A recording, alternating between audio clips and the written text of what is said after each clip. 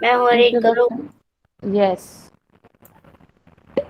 મણિશંકર રત્નજી ભટ્ટ કાંત જન્મ 20/11/1869. 67. મૃત્યુ 16/6/1923. કવિ કાંતનો જન્મ અમરેલી જિલ્લાના લાઠી પાસેના ચાવંડ ગામમાં થયો હતો. મેમ થોડુંક ઝૂમ કરો ને.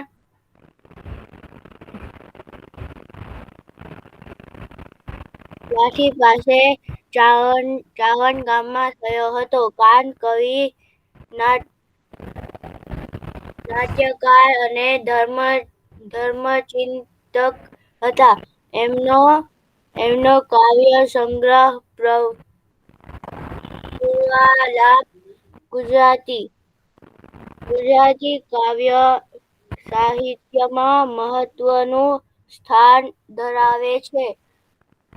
રાષ્ટ્રપ્રેમના કાવ્યોમાં કાંતના આ કાવ્યનો ખાસ ઉલ્લેખ કરવામાં આવે છે. સમગ્ર કાવ્ય હિન્દ માતાને સંબોધન રૂપે લખાયું છે. જુદા જુદા ધર્મ પાળતા ભારત માતાના સંતાનો પરસ્પર પ્રેમ અને સહકારથી રહેવા માટે પ્રાર્થના કરે છે. શું કે છે? કવિ કાંતનો જન્મ. હવે કવિ કાંત જે છે એનું મૂળ નામ શું છે? મણિશંકર રત્નજી ભટ્ટ. બરાબર. તમને એક્ઝામમાં પૂછાઈ શકે MCQમાં 1 માર્કમાં કે મણિશંકર રત્નજી ભટ્ટનું ઉપનામ શું છે? લેખક મણિશંકર રત્નજી ભટ્ટનું ઉપનામ શું છે? તો એનું ઉપનામ છે કવિ કાંત. કવિ કાંતનો જન્મ અમરેલી જિલ્લાના લાઠી પાસેના ચાવંડ ગામમાં થયો હતો. કાંત કવિ, નાટ્યકાર અને ધર્મચિંતક હતા. એમનો કાવ્ય સંગ્રહ પૂર્વાલાપ ગુજરાતી સાહિત્યમાં મહત્વનું સ્થાન ધરાવે છે. એમનો જે કાવ્ય સંગ્રહ છે પૂર્વાલાપ એ ગુજરાતી સાહિત્યમાં ખૂબ જ મોટું સ્થાન ધરાવે છે. રાષ્ટ્રપ્રેમના કાવ્યોમાં કાંતના આ કાવ્યનો ખાસ ઉલ્લેખ કરવામાં આવ્યો છે. એટલે કે દેશભક્તિને પ્રેમના ગીતો હોય, દેશભક્તિના જે ગીતો હોય એમાં કવિ કાંતનો જે છે એ ખાસ ઉલ્લેખ કરવામાં આવ્યો છે. કવિ કાંતના આ જેટલા કાવ્યો છે એનો બહુ સરસ ઉપયોગ કરવામાં આવ્યો છે. ઉલ્લેખ એટલે દર્શાવવામાં આવ્યા છે. સમગ્ર કાવ્ય હિન્દ માતાને સંબોધન રૂપે લખાયું છે. એટલે કે આખું કાવ્ય જે છે એ હિન્દ માતાને સંબોધન સ્વરૂપે લખાયું છે. જુદા જુદા ધર્મ પાળતા ભારતના સંતાનો પરસ્પર પ્રેમ અને સહકારથી રહેવા માટે પ્રાર્થના કરે છે. તમને ખબર છે કે ભારતમાં કેટલી પ્રજા વસે છે? કેટલી પ્રજા વસે છે ભારતમાં?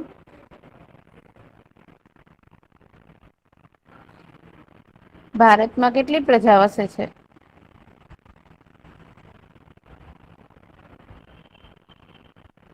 ચલો આન્સર આપો. ભારતમાં કે ગુજરાતમાં કેટલી પ્રજાઓ વસે છે? હાલો. મારો અવાજ સંભળાય છે બેટા? તો હું કઈક આન્સર પૂછું છું. યસ. કેટલી જાતિના લોકો જે છે એ ગુજરાત કે ભારતમાં રહે છે? તમે ક્વેશ્ચન આન્સર ભણ્યા? રીડ નથી કર્યા ઘરે? મુસ્લિમ, હમ સિંઘ, હમ શીખ, ઈસાઈ, હા. પારસી, પારસી, જૈન, મરાઠી, બરાબર. અલગ અલગ ધર્મ હિન્દુ પાળતા મુસ્લિમ લોકો ભારતમાં રહે છે. પોયમને આપણે સમજવાની સ્ટાર્ટ કરીએ. ઓ હિન્દ દેવભૂમિ સંતાન સૌ તમારા, કરીએ મળીને વંદન સ્વીકારજો અમારા. ઓ હિન્દ દેવભૂમિ એટલે કે એ હિન્દની દેવભૂમિ, અમે બધા જ તમારા જ સંતાનો છીએ. અમે તમને મળીને વંદન કરીએ છીએ. અમારા વંદન સ્વીકારજો. હિન્દુ અને મુસલમાન, વિશ્વાસી, પારસી, જૈન, દેવી સંતાન સમાન રીતે સંતાન સૌ તમારા. એટલે અહિયાં અલગ અલગ જાતિના લોકોના નામ લીધા છે. કે હિન્દુ છે, મુસલમાન છે એટલે વિશ્વાસી છે, પારસી છે, જૈન લોકો છે, આ બધા જ લોકો જે છે દેવી, આ બધા જ લોકો તમારા સંતાન છે. તમે આ તમારા બધા સંતાન છે એને તમે તમારી માટે બધા સમાન છે એને સમાન રીતે સ્વીકારજો. પછી શું કે છે? પોષો તમે સૌને શુભ ખાન પાન બક્ષી, એટલે કે તમે બધાને શુભ ખાન પાન એટલે કે સારું જમવાનું. આપણને ખબર છે કે ભારત માતા જે છે એ પોતાના બાળકોનું રક્ષણ કરે છે. જો ખેડૂત છે ઈ સારો એવો ધન ધાન્ય છે, સારું એવું ધાન્ય જે છે, કઠોળ છે, અનાજ છે, એ ઉગાવી ના શકે તો આપણે શું ખાઈએ? બધી જ આબાદી છે એ તો કઈ નોનવેજ ન ખાઈ શકે. બધા જ લોકો છે વેજીિટેરિયન ખાઈ શકે તો જ તે ચાલે ને, નહીંતર તો પછી દુનિયામાં શું થાય? ખોરાક ની ઘટ પડે ને. એક જ આહાર ઉપર બધા લોકો આધારિત હોય તો ઘટ પડે ને. એટલે ભગવાને શું કર્યું છે કે બધાને અલગ અલગ આહારમાં વહેંચી દીધા છે. બરાબર? એટલે શું કે છે? પોષો તમે સૌને, તમે બધાને ભેટ આપો. સારું ખાનપાન બક્ષી એટલે કે બધાને સારા ધાન્યની ભેટ આપો અને બધાનું સંભાળ રાખો. સેવા કરે બને તે સંતાન સૌ તમારા, બધા જ તમારા સંતાનો છે એ સેવા કરે છે તમારી અને તમારા સંતાન બનવા તૈયાર છે. રોગી અને નિરોગી એટલે કોઈ રોગી છે, કોઈ હેલ્ધી છે, કોઈ અનહેલ્ધી છે. નિર્ધન અને તવંગર, કોઈ ગરીબ છે, કોઈ પૈસાદાર છે. બરાબર? જ્ઞાની અને નિરક્ષર, કોઈ ખૂબ જ ભણેલું છે, કોઈ અભણ છે. સંતાન સૌ તમારા, હિન્દ માતા માટે કોઈ ભેદભાવ નથી. એના માટે તો ભણેલા, અભણ, પૈસાદાર, ગરીબ, રોગી, નિરોગી બધા જ સંતાન એના માટે સરખા છે.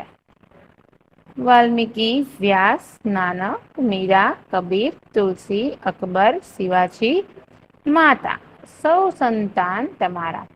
આ બધા જ જે છે એ ભારતના વીર પુરુષો છે.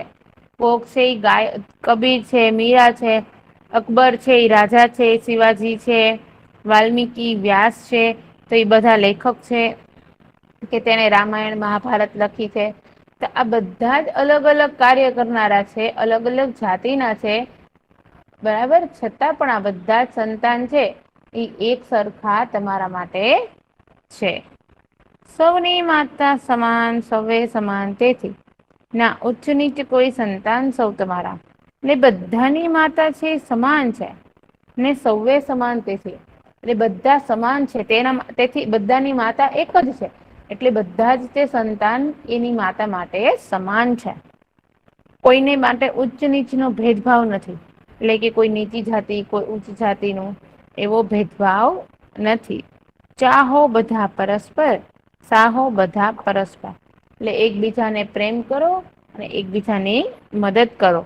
આ પ્રાર્થના છે એ સંતાન છે એ તમારા કરી રહ્યા છે. ચલો, સમજાઈ કવિતા બેટા?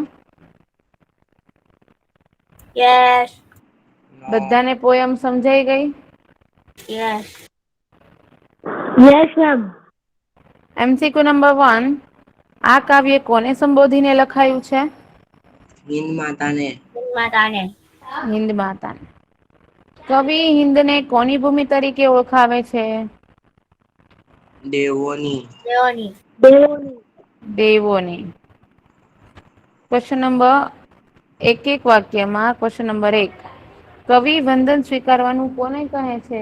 અભિવંદન સ્વીકારવાનું હિન્દ માતાને. હિન્દ માતા સંતાનોનું પોષણ કેવી રીતે કરે છે? સારું ખાનપાન આપીને. સરસ. આ કાવ્યમાં કયો ભાવ રજૂ થયો છે?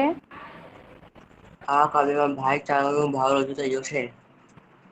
આ કાવ્યમાં ભાઈચારાનો ભાવ રજૂ થયો છે.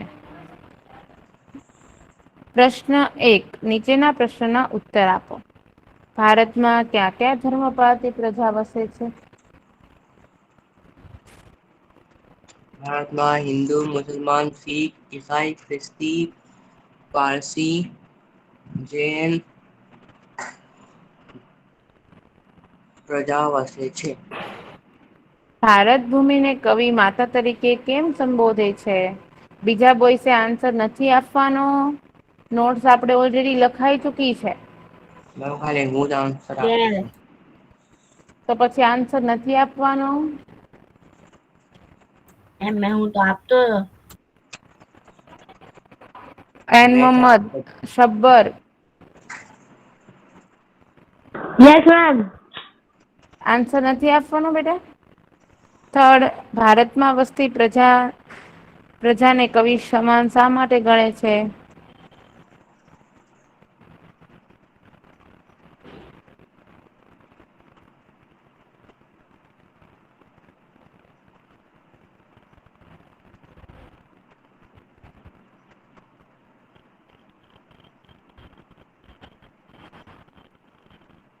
આન્સર આપો બેટા. તમને ખબર છે ને કે નેક્સ્ટ વીકમાં ચેપ્ટર નંબર 1 ની ટેસ્ટ છે.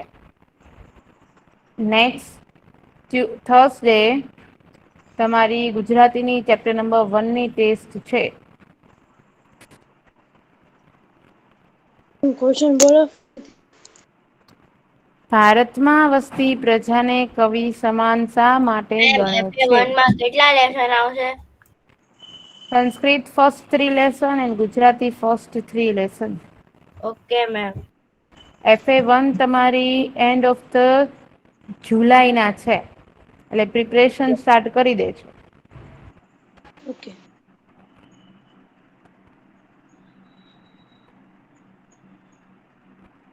ચલો.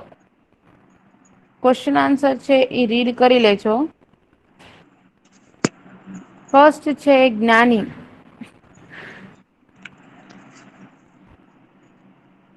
જ્ઞાની તો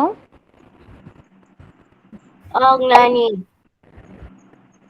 જ્ઞાની તો અજ્ઞાની. અજ્ઞાની. બરાબર.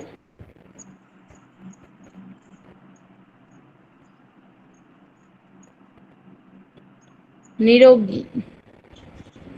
રોગી. નિરોગી તો રોગી. રોગી.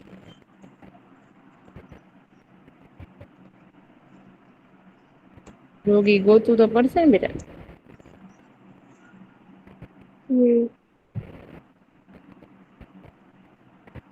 તવંગર. સંઘર. ગરીબ.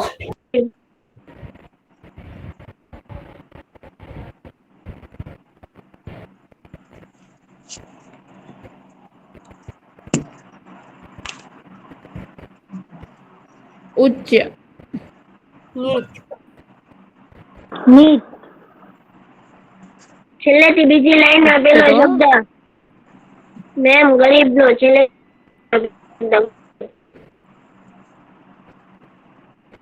ગરીબ અને આ રોગી. પછી ઉચ્ચ તો નીચ. બરાબર.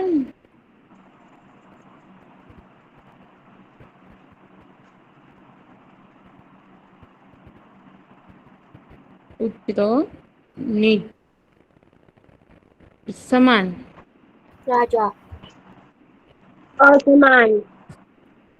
સમાન તો અસમાન. અસમાન. બરાબર. હવે બાકી રહે છે સાક્ષર. અસાક્ષર. અસાક્ષર આવે. નિરક્ષર. રાઈટ. નિરક્ષર. બરાબર.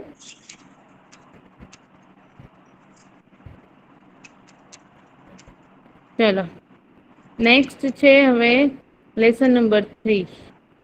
યાદ રાખજો બેટા, નેક્સ્ટ ટ્યુઝડે ના તમને લોકોને હું ગ્રુપમાં તમારી 10 માર્કની એલટી જે છે આરઆરટી, તમારા 10 માર્કની આરઆરટી છે ને એ હું તમને 10 માર્કની આરઆરટી તમારી જે છે એ હું તમને ગૂગલ ફોર્મમાં તમને લોકોને હું શેર કરી દઈશ લિંક. બરાબર. નેક્સ્ટ થર્સડે ના તમારે ટેસ્ટ છે આરઆરટીની ઓનલી ફોર તમારા લેક્ચર પતશે એટલે 11 થી 11:30 જ તે ઓપન રહેશે લિંક. 11:30 હું લિંક ક્લોઝ કરી દઈશ. કારણ કે ઇન બિટવીન તમારી પાસે મોબાઈલ હોય જ છે, તમે લેક્ચરમાં સવારે જોઈન થાવ છો ને, બરાબર. એટલે તમને 11 થી 11:30 જ હું તમને ટેસ્ટ નો ટાઈમ આપીશ. ઈ દરમિયાન તમારે ટેસ્ટ છે એ આપી દેવાની છે. 11:30 પછી કોઈ બોઈસ મને ફોન પણ નહીં કરે ને કોઈ બોઈસ એમ પણ નહીં કે મેમ મારે ટેસ્ટ છે એ રહી ગઈ છે દેવાની, બાકી રહી ગઈ છે. 11 થી 11:30 નો જ ટાઈમ હશે. 10 માર્કમાં તો અડધી કલાક બહુ કેવાય. બરાબર. એટલે લેસન 1 આ માર્ક્સ છે ને એક્ઝામમાં કાઉન્ટ થશે, જેટલી ટેસ્ટ લઈશ ને એના ઇન્ટરનલ માર્ક્સ. યસ. આજે છે મેમ 11:30 વાગે ટેસ્ટ. Next Tuesday. તો કયો લેસન? ચેપ્ટર નંબર 1 હું ગ્રુપમાં મૂકી દઈશ આજે. ઓકે. ચલો થર્ડ લેસન છે દ્વિદલ. દ્વિદલ એટલે શું? કોને ખ્યાલ છે દ્વિદલ એટલે શું થાય?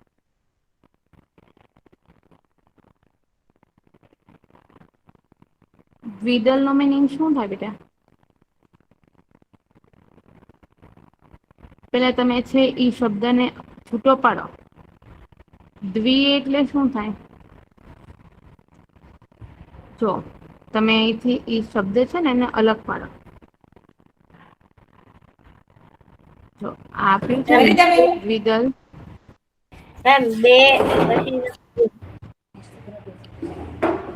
દ્વિ એટલે બે અને દલ એટલે ભાગ.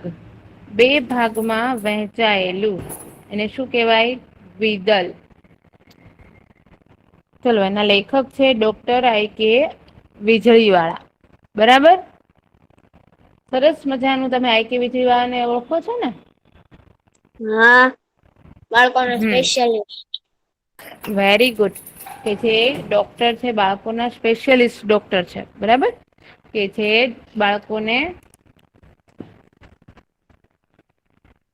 બાળકોના ડોક્ટર છે અને એમણે ઘણા બધા પુસ્તકો લખ્યા છે. મોતીચારો છે, આવા અલગ અલગ ઘણા પુસ્તકો એમણે લખ્યા છે.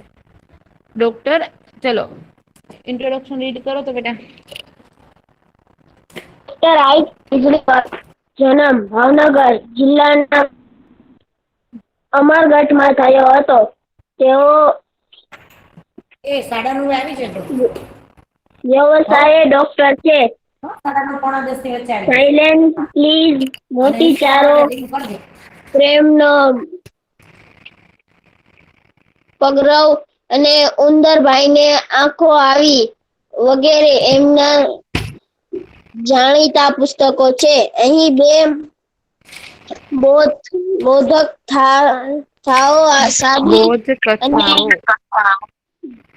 કથાઓ સાદી અને સરળ શૈલીમાં આપવામાં આવી છે. પ્રથમ બોધકથામાં શિલ્પીની આત્મનિષ્ઠા અને પ્રભુનિષ્ઠા સુંદર વ્યક્ત થઈ છે. તો બીજી બોધકથામાં એક યુવક પોતાના વ્યવસાય પ્રત્યે કેટલા ગંભીર અને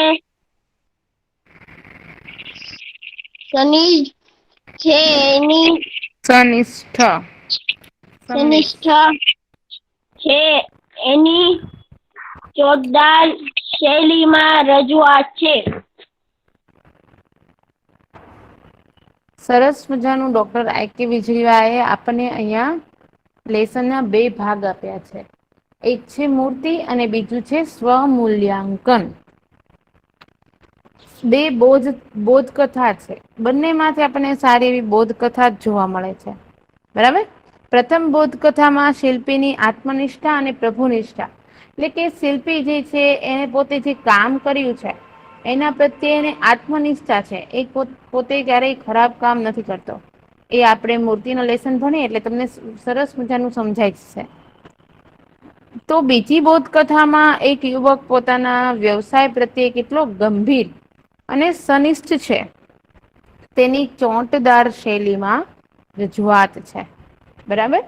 શું કહે છે કે બીજી શૈલીમાં કે એક યુવાન છે, સરસ મજાનો યુવક, એ યુવક પોતાના કામ પ્રત્યે કેટલો સનિષ્ઠ છે એની ટોટદાર રજૂઆત કરી છે. મૂર્તિ. શું લાગે છે આમાં શું હોઈ શકે છે?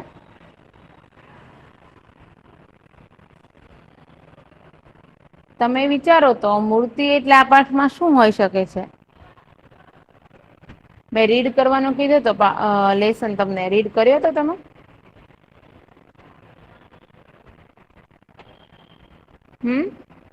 મેં લેસન રીડ કરવા કીધું તું બેટા, કર્યો તો?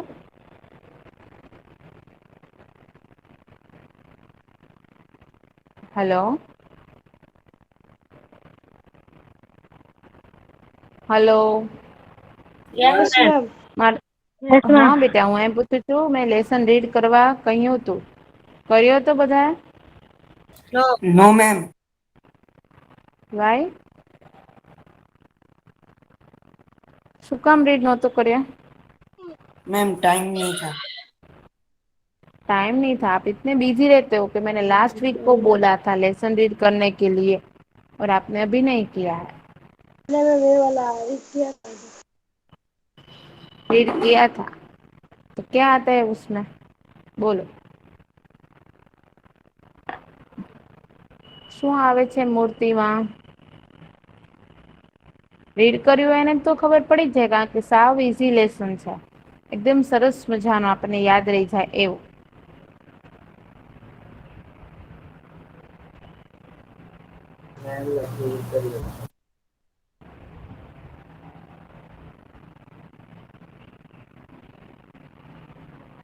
ઓકે.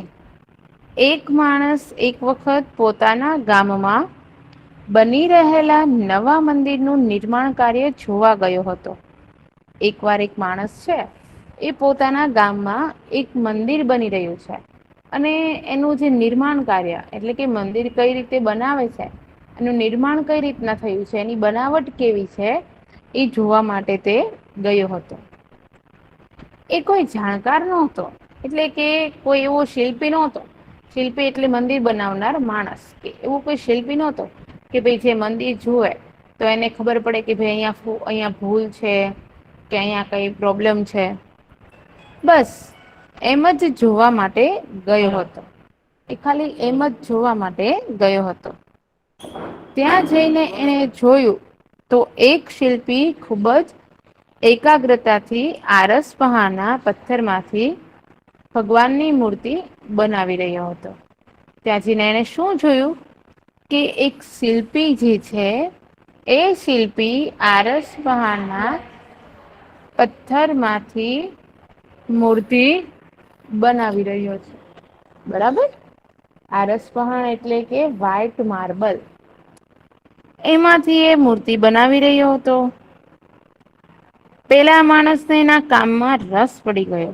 પેલો જે માણસ છે એ જે શિલ્પી મૂર્તિ બનાવી રહ્યો છે, જે બહારથી માણસ આવે છે ને ગામમાં મંદિરનું નિર્માણ કાર્ય જોવા, એ શું કરે છે કે એ પેલો શિલ્પકાર મૂર્તિ બનાવે છે એને ઈ જોઈ રહે છે, એના કામમાં એને રસ પડી ગયો. એ શિલ્પીની બાજુમાં બેસી ગયો.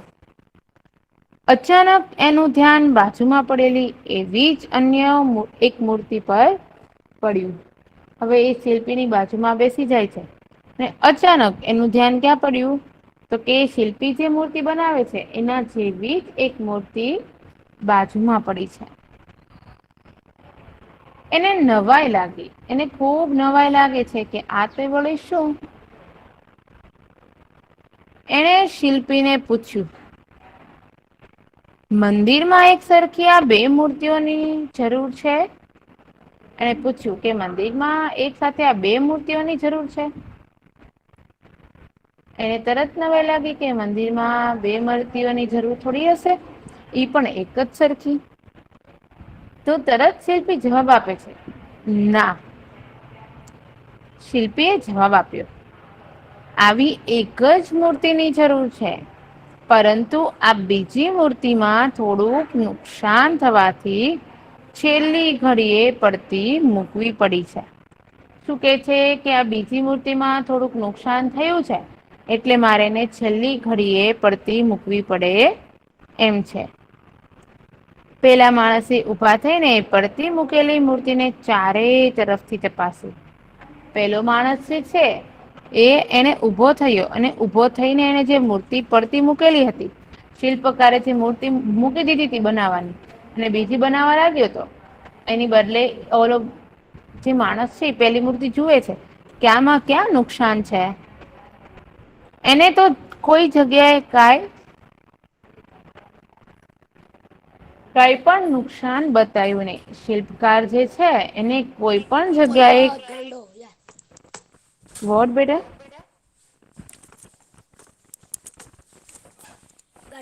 કાંઈ નુકસાન દેખાયું નહીં. એણે આશ્ચર્ય સાથે શિલ્પીને ફરીથી પૂછ્યું, આ મૂર્તિમાં મને તો કોઈ જ નુકસાન દેખાતું નથી. તમને આમાં કઈ જગ્યાએ નુકસાન દેખાય છે? ફરીવાર એ શિલ્પીને પૂછે છે કે મને કાંઈ નુકસાન દેખાયું નથી. તમને ક્યાં નુકસાન દેખાય છે? તો શિલ્પી જવાબ આપ્યો, એના નાક પાસે એક નાનો ઘસરકો છે, એટલે કે એક નાનો લીટો પડી ગયો છે. એના નાક પાસે એક નાનો એવો લીટો પડી ગયો છે. શિલ્પીએ કહ્યું, પેલા માણસે ફરીવાર ધ્યાનથી જોયું ત્યારે એને એ નાનો ઘસરકો દેખાયો. હવે બહારથી જે આવેલો વ્યક્તિ છે એને ધ્યાનપૂર્વક એ મૂર્તિને જોયું ત્યારે છે કે એને એ લીટો દેખાયો. એને શિલ્પીને પૂછ્યું, તમે આ મૂર્તિની સ્થાપના કઈ જગ્યાએ કરવાના છો?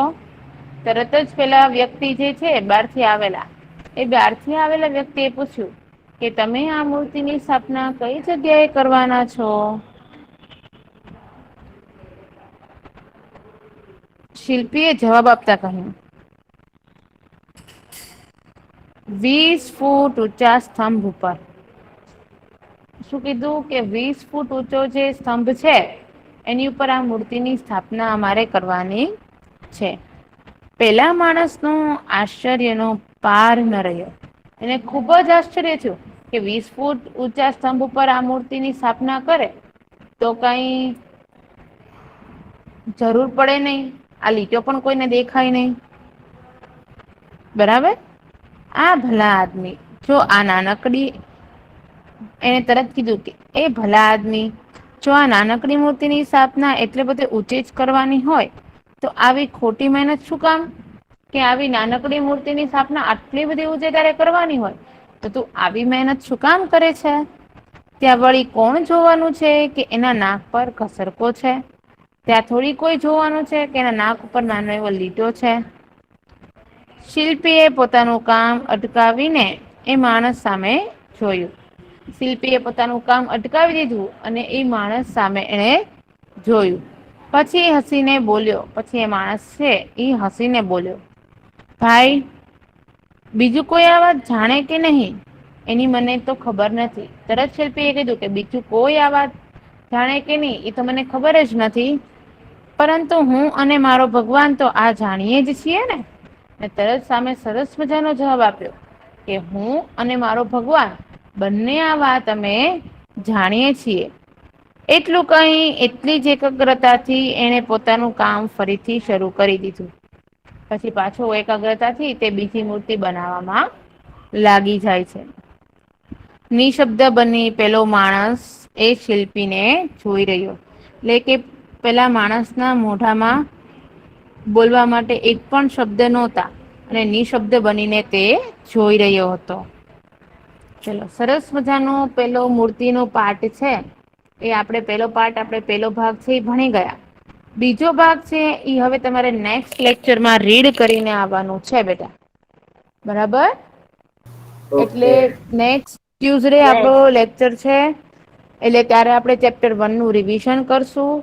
તમારે થર્સડેના ચેપ્ટર 1 ની ટેસ્ટ છે 10 માર્ક્સની. ગૂગલ મીટની લિંક હું તમને ગૂગલ ફોર્મની લિંક શેર કરીશ. 11 થી 11:30 નો ટાઈમ છે. અડધી કલાકમાં તમારે પેપર પૂરો કરવાનો છે. 11:30 હું રિસ્પોન્સ બંધ કરી દઈશ. આ ટેસ્ટના માર્ક ઇન્ટરનલ માર્કમાં કાઉન્ટ થશે એટલે ટેસ્ટ આપવી ફરજિયાત છે.